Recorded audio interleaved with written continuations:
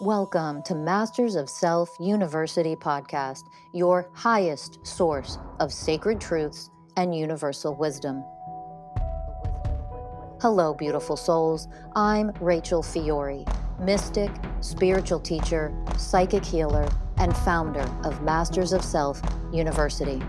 Join our journey of soul transformation as we deep dive into this latest episode.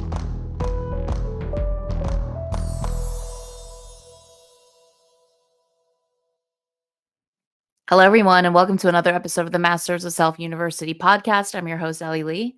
And I'm your host, Danny Morley. And today, Danny and I are diving into when our inner children drive the show. I'll start by saying, so I've talked about this a lot on the podcast, but I was on antidepressants for 19 years. And if we all know what antidepressants do is they just numb a lot of stuff. And since I was a kid, I've always had severe gut issues and digestive issues and et cetera, blah, blah. In the last 2 years since I've gone off the antidepressants, the physical pain that has activated in my body has been nothing like I've ever experienced before. It was like I thought my gut issues were bad before, and now it's like times 10. And not only that, I'm also starting to feel all of this pain in my body that I've never felt before. So, for example, and this is all leading up to how my inner child is driving the show. So, for example, I've always had like a lot of like body dysmorphia issues. I've always been body shamed growing up. And so I have all of this shame programming and energy that I definitely carry on my physical body because let me tell you something, I don't eat that much. I'm very active in my life and still I have all of like these pockets of fat everywhere and I can't understand like no matter how much I don't eat or I work out, they won't move, right? And those areas in my body have been showing up really painfully. Okay. So it requires me to go to the gym. Like I have to go and work out my body because when I don't, I feel what's happening in my physical body. It literally feels like I'm in excruciating pain. I feel disgusting and it feels like my body is screaming for me to work out. Okay. So lately that's all been happening on the physical level. And then of course, obviously, I'm always getting slammed on an energetic level, emotionally, mentally, and spiritually, right? And so a few days ago, I woke up and my body was hurting. I hadn't gone to the gym for like 5 days. It's like I let all these programs run and it's all of these justification programs or laziness programs and they all try to convince me of why I shouldn't work out or why I shouldn't go to the gym or why I shouldn't drop in and all of these things. So finally, I was like, okay, I can't do this. I need to drop in and understand what's going on here. And when I dropped in, I had like several inner children show up, and all of them were running this program of, I don't want to do anything that you're telling me to do. I don't want to work out. I don't want to take care of myself. It's all of these things that have to do with responsibility, which is obviously the first universal way of oneness. And I wasn't that way at all because I wasn't showing up responsibly in any way, shape, or form. And I wasn't allowing the divine me to lead. I was letting this inner child who literally was sitting there as I was communicating with them. They were like, I don't want to do it. I don't want to be responsible. I don't want to go to the gym. I don't want to work out. I don't want to drop in. I don't want to take care of myself. And when I went deeper into it, it's like my entire life, my parents have run severe control programs on me. So everything was constantly, can I do this? And it was no. And you have to do this instead. You have to do this. It was always this, you have to do this. You have to do this. You have to do this.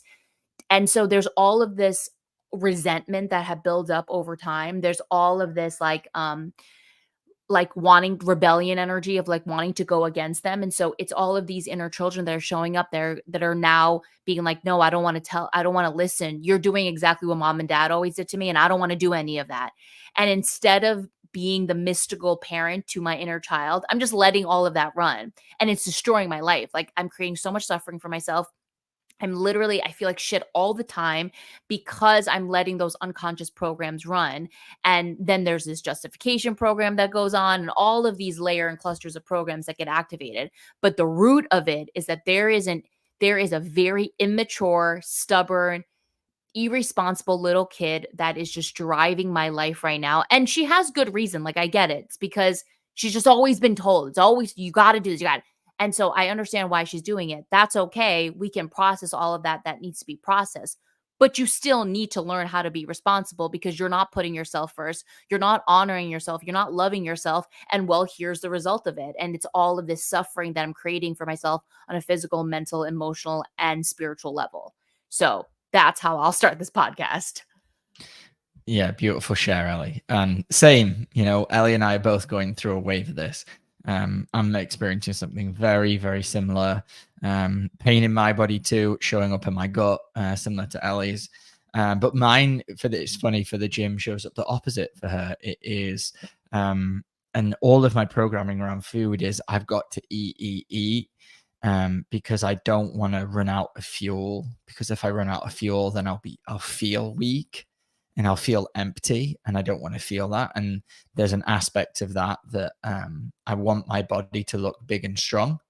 And I go to the gym, or at least I used to, and then it would be a lot of this force energy, just trying to get stronger so that I didn't have to feel weak. I didn't have to look weak. And so for me, it's like the opposite. When I go to the gym, I have to not go into the energy of force, and not push myself. It's about, for me, like surrendering into what my body is asking, which is the opposite. So often with Ellie and I, we have very similar experiences, but sometimes they're flip-flopped. And this is another case point example. And just like her, like I have this extremely stubborn inner child that just does not want to listen. And this is, again, the same but opposite. Ellie had very rigid parenting.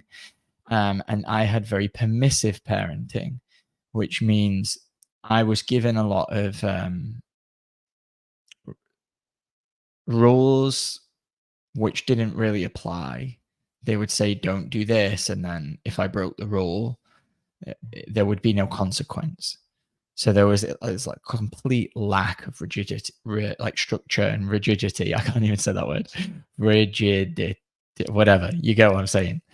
The complete opposite of what Ellie experienced. There was like a lack of rules, a lack of guidance, a lack of consequences. I was allowed to do what I wanted, and what that creates is a very entitled, stubborn child. And so, yeah, Ellie and I are both moving through this big phase of bringing up this stubborn child who does not want to be responsible. And again, same energy, but manifested from different ways. And we'll get into, I want us to break down like how that gets created. So let's start with you and your rigid parents. Let's go a little deeper into why that's all there. Yeah, so my rigid parenting was basically I was just never really allowed to do anything. And if I could be allowed to do something, it was after asking and then going through so much for them to finally say yes. But for the most part, like it was always their house, their rules. And so everything was always pretty much met with a no. And then it was all of this force and control of, well, you have to do this. So for my mom, it was all this like this religious stuff. It's like you have to read the Bible, you have to pray, you have to go to church, you have to do this, you have to do that. And then for my dad, it was always you have to play piano, you have to do things that I say. He always used to say to me like my house, my rules. Like you can't do this, you can't do that, you have to do that. Like even as something as simple as like I hated piano so much, and I went up to him after years and years of playing, and I was like, Dad, like this is not something that I enjoy, like I don't want to be doing this. And he was like basically saying like I don't care what you don't enjoy, like you're going to do this because I'm going to tell you to do this. And it was even down to like one of the biggest problems I had growing up was I was really messy as a child. And so looking back, I realized I was so physically messy and externally messy. Like I would get my room to a disaster.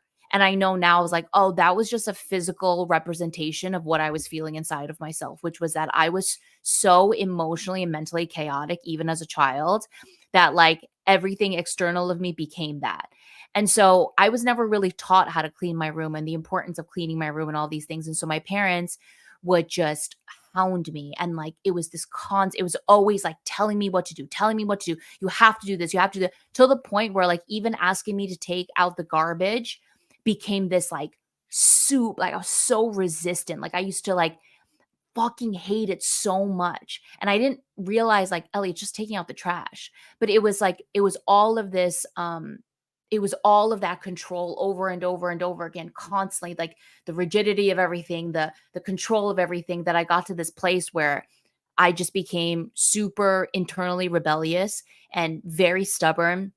And it took me so much to not flip out. And so everything I did was out of like reluctance or bitterness or resentment. And so obviously I could never say that to my parents. Like I was a really, when I say I was a good kid, I was a good kid in terms of like I never really talked back. And so I was always like listening, and like even if I was running all that stuff, it was like I was just so like, oh, it was just met with so much resistance. And so all of that unprocessed energy and all of that unprocessed stuff has now carried on to my adult life, where now obviously I don't live with my parents, but all of that stuff is coming out now because now I'm telling my inner child, like, we got to drop in, we got to do the work, we got to go to the gym, we got to do all these things. And she's like, no, I'm not going to do any of that. And so that for me is where it's all really rooted and started from. I love that you brought up the room, because I remember there was this one time when I had like just such a messy room, like same, like again, same thing, different parenting style, opposite end of the spectrum, no rules, no consequences. My dad would ask me, "Clean, Danny, you need to clean your room." And I'd be like, yeah, okay, I'll do it tonight. And then there was no follow-up. It was just maybe a few days later when it wasn't clean. Hey, Danny, you still need to clean your room. There was this one time I would have to, like, I created like these little island spaces on my floor where I did this like triple jump just to get into my bed, because everything was so chaotic. There was just Yeah. clothes everywhere. There was toys everywhere. There was just stuff everywhere. Whatever I was into at the time, it was just all over. And I would have to like create little like jumping spots where I could land and I know I wouldn't destroy anything or hurt myself. And like, that's no way to live your life. But at that time, there was no guidance there of like, hey, like, let me come help. Like, not that I need help to clean my room, but Yeah. hey, like this goes here, put this here. Great. This is how you do it. And hey, if you don't do it, this is your consequence. Right. I was just left to figure it out. And so what that creates is just a kid that just doesn't want to listen. And I never wanted to listen. This came up in a healing for me recently. I was dropped in, I was working on this, and where this has been showing up has been with food. I'm trying to get my inner child to stop eating the things which are causing like disease and lack of harmony within my body. And he just won't listen. What the vision that I was getting when I was in my heart working on this was, I was like, I'm trying to do all this work, I'm like in the sand, and then this inner child comes in with a bulldozer, and he's like 10 stories higher than me. He just bulldozes all of this, whatever I've created, he just knocks it all over. And it's at that point that it creates all this hopelessness, because I'm like, what's the point of even trying to do anything when this bulldozer is just going to come in and knock everything down? And I'm working at this restaurant, and there's pizza everywhere, and it's so good. It's artesian pizza. It's delicious sourdough. And every day is a battle for me because I have to say no, and I don't always. And I find that when I kind of allow the programs to just overtake me, I don't even realize I'm doing it. And this is that bulldozer. It just comes in, and it's so unconscious to me. It just comes in, it bulldozes everything that I've been creating to try and build harmony and health. And yeah, it feels more powerful than me. And I was having this experience of looking up at this inner child, and he was just sticking his tongue out, looking down on me. And the last couple of weeks ago, when I was working on this and having this vision, it was as if he was a different entity. He was something else. I knew it wasn't me. I could see him. It wasn't me. And I realized just today, from listening from teaching from Rachel in one of our groups, that it's because I'm not fully embracing that aspect of my inner child, because it's so ugly. I don't want to see myself as that stubborn. So I'm making it out like, oh, this is something outside of me. It relates to my father. I can feel all of my dad's energy. It's directly from him. And we'll get to that, like how we absorb that. but I didn't want to see it as me. And because I didn't want to see it as me, I'm not embracing it and accepting it. And until I arrive there, then I can only really start to transform it. Because if I still see it as separate, how am I going to transform something that I'm like completely disconnecting from? And therein lies where I give away all of the power and I allow it to just take over. How am I ever going to teach this aspect of me to be responsible when I'm not even fully acknowledging that it's present, living within me? And so that for me has been a big shifting point, has been fully arriving at a place of acknowledging I am a stubborn little child at times, and that's okay. And then, as you mentioned, becoming that mystical parent and teaching that part of me. But I can only do that once I've fully embraced that aspect of me. Is that something? Have you like fully connected to the part of you that's stubborn? Okay, so back to the room thing, right? So like my room was always messy and my parents would come in and basically instead of like talking to me about, why the room's messy or how we can, help you clean this room or how whatever the fuck, it was always met with like just so much anger. Like the messy room used to piss my parents off so much and then they would just flip out on me, right? And like I'll tell this story, but there was this one time where I was probably around like 8 or 9, probably around there, and they had had enough.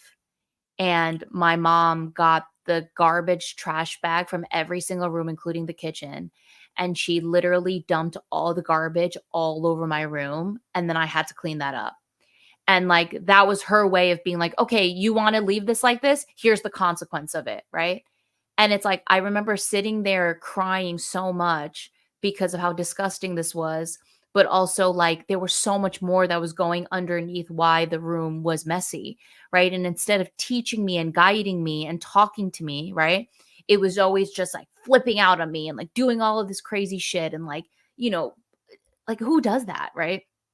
And so, um, I realized with my inner child when she doesn't want to work out, when she doesn't want to drop in, when she doesn't want to take care of herself, when she wants to do all this immature like avoidance stuff of like doom scrolling or like, texting somebody or whatever the hell she wants to do. I realize I'm meeting her with the same energy that my parents met her. So it was like this, you have to do this. Like, you don't have a choice. Like, you have to do this. Like, why aren't you doing this? Like, it's all of this, like, nagging and yelling and like being angry and being forceful and being controlling. So, of course, she's going to double down on me and she's going to be like, no, fuck you. She doesn't, my inner child doesn't say fuck you. She's very innocent. She's like, no, I don't want to do any of that. And she's stomping around and she's just like, I'm not doing it. I'm just not doing it. And so, why would she do it if that's what I'm meeting her with? So the other day when I was dropping in, I was like, okay, I get you. I totally understand. And I'm here to help you just process everything that you felt when mom and dad did do that to you. And what did that feel like for you? And how bad did it feel? And how confused were you? And of course, you don't want to do these things when you're never given an option. There was never choices for me, right? It was never, okay, if you don't want to play piano, you can do dance, If you don't want to do this, then you can do that. It was never anything like that. It was always, so I became my parents to my inner child in that sense. So of course she doesn't want to do anything that's going to help her, right? And so I've just been learning to work with her because I started going into a lot of like, well, I must meet these behavioral programs with another behavior. And one of the, biggest things that Rachel teaches is like, and this is what the world teaches is meet a behavior with another behavior. And it's like, that doesn't heal the energy of why you're behaving in this way or you're running a behavioral program in the beginning. So like, I would sit there and my inner child's like, I don't want to work out. And my body's like hurting so much. So then I go into all of this. Well, maybe if I took boxing or maybe if I did hot Pilates, then like, you'll want to work out instead of what is creating what are the energies that are not wanting you to go take care of yourself physically instead of and I don't want to feel all of that. So I'll go into all of this. Well, like maybe if I do boxing, maybe do that. It's like, no matter what you do, Ellie, the energy still exists. So what's the energy that's creating all of that? And it's all of this like resentment and anger and just this stubbornness and this like rebellion of like, I don't want to do anything you're telling me to do. And so this is how we become our parents, right? We absorb our programs, we absorb, the dismissal, the force, the control, all of it. And then when you're unconscious, you're doing that to yourself. So of course she's going to stay exactly as she is instead of, hey, I'm here with you. I totally see it. I totally get it. I totally honor it. Let's process it. And then let's learn now how to actually be responsible, because when you're actually responsible, Ellie, look what happens to your life. Like this morning, I woke up, I dropped into my heart space, I went to the gym and I worked out my body, and I feel good right now. And it's teaching my inner child, like, look what happens when you take responsibility. And she's like, yeah, I feel great. It's like, yeah, this is what we do. Because she is powerful enough to process what she needs to process and then be responsible to do what she needs to do. Beautiful. Another thing to touch on then, right? Not saying there always should be a choice, right? Because this is duality, right? Yeah. Listening to you share everything when you're sharing, Ellie, and we're having choice, it just having a conversation, it always comes up to me that like just the choice is missing. Like there was the word choice always comes out. She never feels like she had a choice, so she just closes down. And that's not to say that when we're reparenting on our own child, or if we're parenting children, we always should give them a choice, right? This isn't duality. We don't go, well, because not giving them a choice is bad, then, or like creates a lot of, suffering and harm, then we should just always give them a choice. That's flipping it to the other end. It's somewhere in between, finding that balance of like, sometimes, yeah, it would be nice to have a choice whether or not you want to do piano, or is there another instrument you would like to learn? But you do have to choose one instrument to learn. So which one would you like to do? And now that you've chosen that instrument, you don't have a choice to switch again. No, this is what you chose. That was your consequence of choosing this instrument. You now have to do this for 5 years or however long, because we want you to develop that aspect of your brain, because it synchronizes the two hemispheres, or giving them a deeper teaching or whatever, right? So we're never saying that giving all the choice is great, and actually that's what happened to me. And this is how I was parented by my mother, was always, what do I want? What do I want? What does the little boy want? And so that's how I show up to me. Hey, little Danny, what do you want? And then whatever he wants, I give it to him. And then what does he learn? He learns to be an entitled little fox that gets whatever he wants and turns extremely stubborn and set in their own ways. And so what got created in me from my childhood was both my mom and my father. And this is what I want to, I'll go into it, Al, and then I'll let you, apply the same thing for both your parents. I absorbed the energy from my father, which was the stubborn, entitled, I get what I want, I do what I want. And my mother was the flip side of that. And she allowed that, she fostered that, she coddled that and catered to that.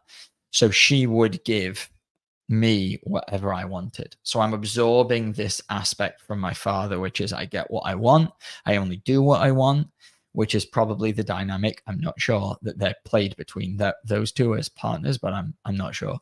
But I absorbed that from my dad, and then my mother then fostered that by give Danny whatever he wants. She always wanted me to be happy. She never wanted me to be anything other than, there's aspects of that, which is extremely beautiful, but it's false light. It pulls you deeper into your ego and deeper into this immature inner child, as Ellie was sharing, not showing up responsibly. And so I absorbed the programs from my dad, and then they would be parented like more hardwired by my mom. And then I would show up like my mom to myself. So whenever I wanted something, I would just give it to myself. And so when I'm going to work and I'm surrounded by people, so when that aspect of me comes alive and says, I don't want to feel this, and this is the deeper layer, which we're both getting to, right? There's a deeper layer of why all this is showing up. I don't want to feel this. Let me just reach for the pizza. Great. And then I just allow that to happen, because that's how I was parented. And I have to build enough awareness within myself to recognize that's the program that I'm running here. I'm parenting myself like my mother did, and I'm showing up like my father did. And to go even deeper, like flip-flop, my dad had very rigid parents. So he has that like hold it all in, very strict parenting. So he also showed up the other way where it was no rules. So this is how these programs in generations can flip flop. And I'm not sure if I'm not 100% sure on my mother's parents and how they were parented, because I wasn't as close to them growing up. But it's just fascinating to see generation to generation how they flip flop, and then how we repeat these cycles. In this layer, where we are, we're breaking those cycles, and that's what this work is about. So there is a deeper layer which I want us to go into next, and why we're even being activated into these programs.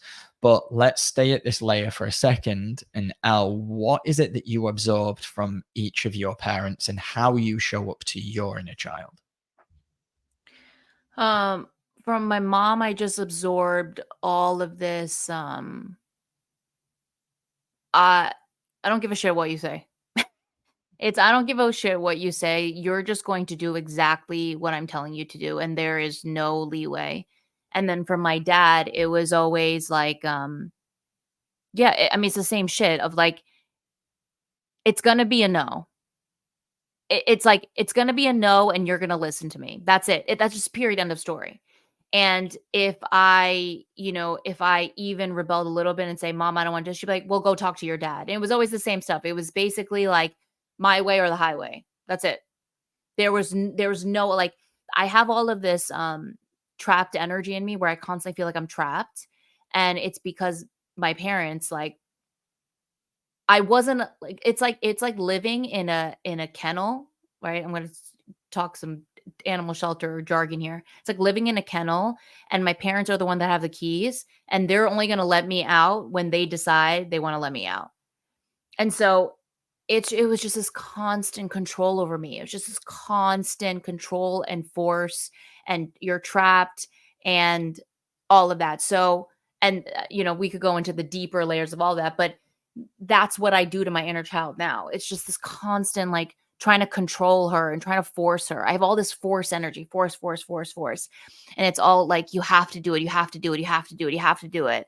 And then of course, she's just going to be like, why should I listen to you when you're showing up as exactly as them? Yeah. And then she doesn't listen, and then you don't show up responsibly. Yeah. And then I'm just like, yeah, F it. And then I just don't show up responsibly. So, like you, I'll eat too much, or like I won't go to the gym, and I won't take care of myself, and I won't drop in, and I'll just listen to her, and she'll be like, I'm going to do this. And I'll be like, okay. And like what she wants to do is like completely sabotaging me. Of course, she's a child. Like, I get it. But I'm not being the way of responsibility. I'm not guiding her. I'm not connected in that moment, because I'm letting all this unconscious programming play out, and then I'm letting her win. And then it's like, and then in a way too, she's like, "Oh, I can overpower you." It's like, and then there comes like a little manipulation program that happens of like, "Oh, you'll just do what I say. So I'm just going to completely wreck you." And it's not until I'm so wrecked where I'm like, "What just happened?" Like, I just completely let everything just run. I just let her completely drive the car, and now I've crashed into a tree and woke up.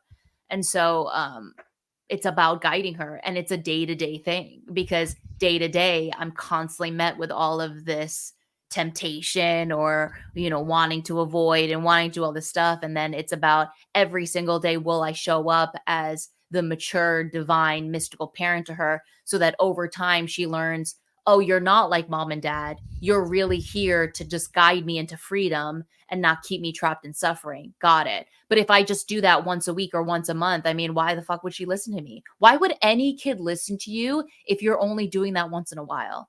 It's Yeah. consistency. It's what they need to start to grow, to start to mature. Like, I am so tired of being trapped at such a young age. Like, I can feel how young I am. And I'm over that. Like, I'm 37 years old. I'm not 37. What's getting activated and what I'm running every day is a very small child. And she needs to learn how to grow up so that I can act, so that we can all be free. And so when you're running all this unconscious stuff, you're not free. You're trapped in suffering. Yeah. And it feels like from the wounding that you have freedom, because you're the one making the choices. Right. Like, oh, I want freedom to just eat what I want and do what I want.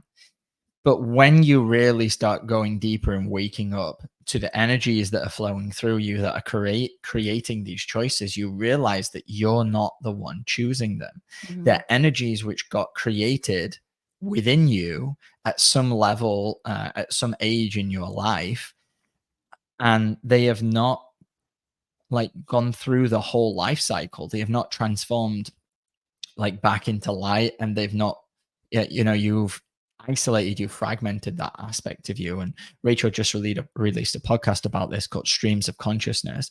You're allowing a whole stream of your consciousness to just replay and reenact these energies, and you're just allowing this almost entity to live within you. And from that level of thinking, it feels very free because, oh, I just get to do what I want. I don't have to listen to anyone. But true freedom is actually healing those energies and allowing your soul to integrate, because that is the free aspect of you. The little child that's wounded in there, they're the one who is trapped, and they need the correct guidance. And that's what we teach about becoming the mystical teacher, the mystical guide for your own inner child, the mystical parent who teaches the inner child what they need to learn to grow up and out of the whatever it is, the dysfunctional behavior, or what it is they just need to heal. And so for me, what it comes down to is me avoiding this feeling of emptiness. And I don't want to feel that. And this is the deeper layer for me.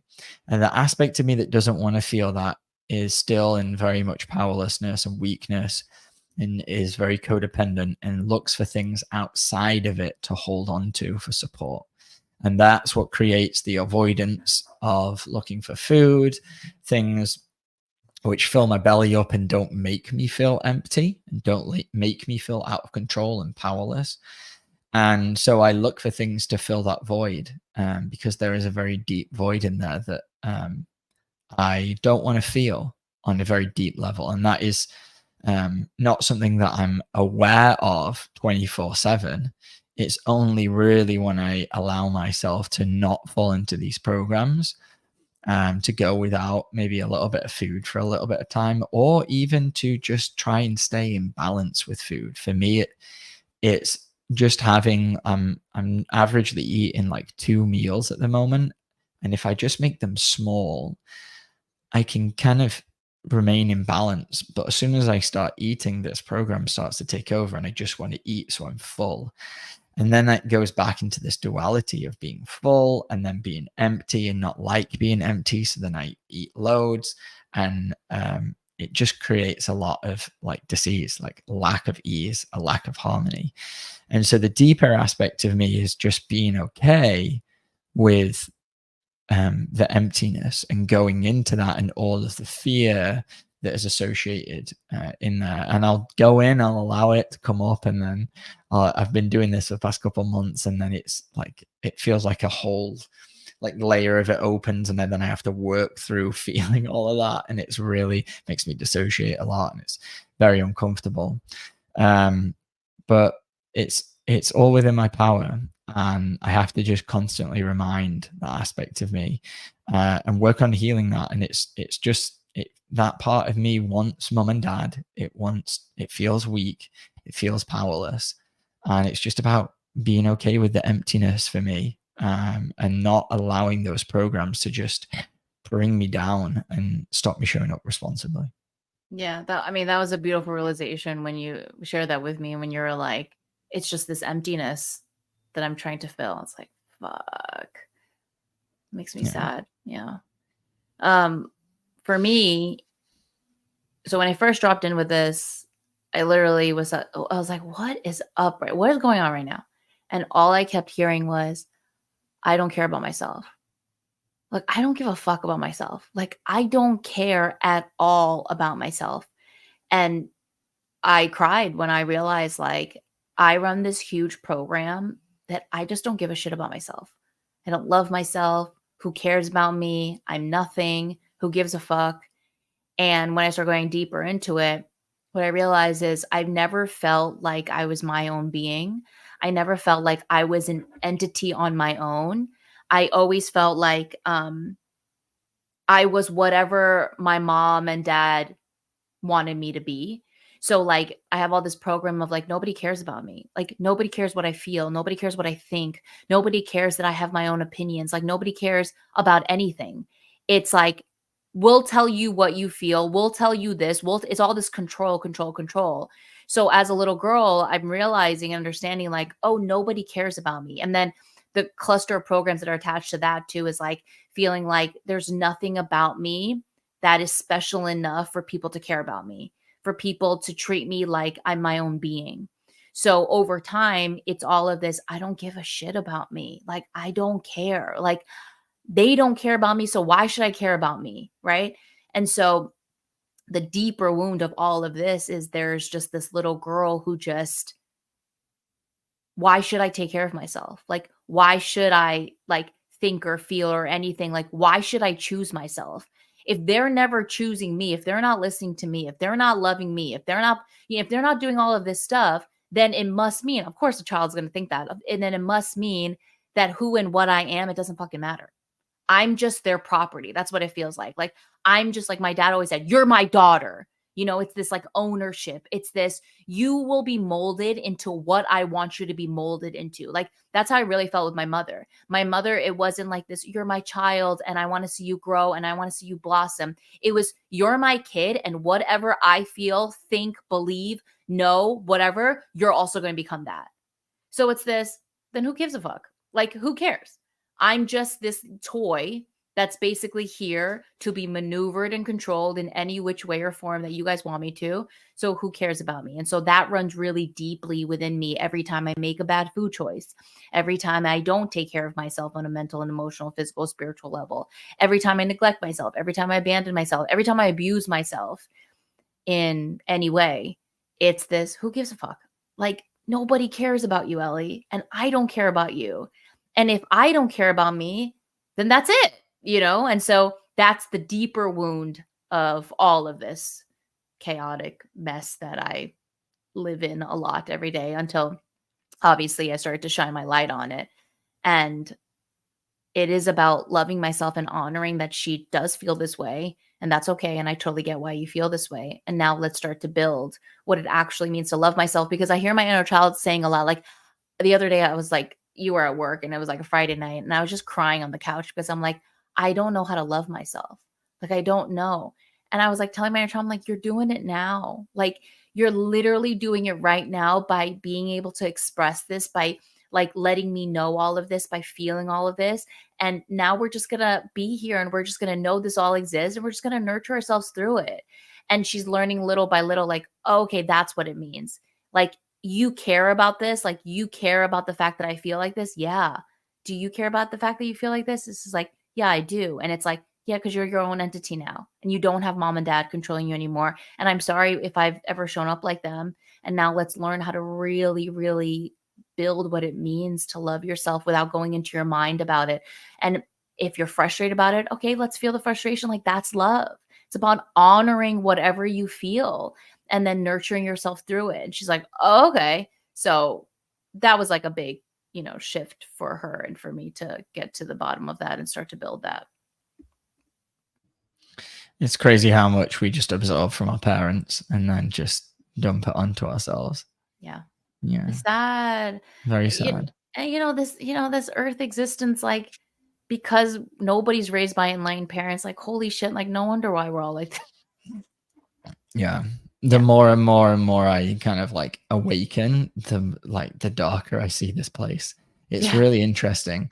Rachel has that podcast. If you've not listened to it, she talks about ascending and descending. And the process of elevating is both.